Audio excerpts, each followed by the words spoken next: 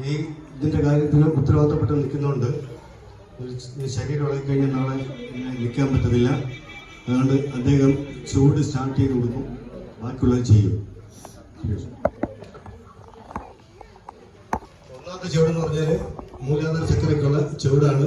അത് മുമ്പ് ഇടംബലം അടിക്കുമ്പോഴത്തേന് വാശാക്ഷാസ എന്ന് പറഞ്ഞ അക്ഷരങ്ങളും നമശിവ എന്ന് പറഞ്ഞ ആ മന്ത്രാക്ഷരങ്ങളുമാണ് അതിനകത്ത് ചിട്ടപ്പെടുത്തിയിരിക്കുന്നത്. ഒന്ന് വാ ശ ഷ സ ഹ.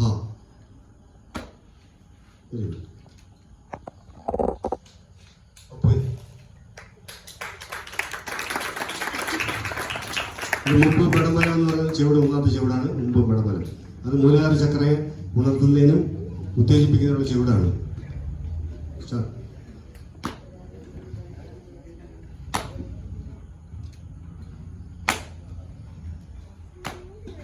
ഏജിലാണ്, 19 വയസ്സുള്ളവരാണ്.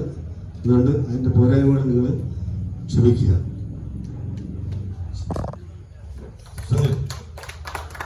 ഇത് സാഷ്ടാംഗ ചക്രയ്ക്ക് 6 എന്നൽ പുഷ്പമാണ്, 6 ചുവടാണ് അത് ചിട്ടപ്പെടുത്തിയിരിക്കുന്നത്.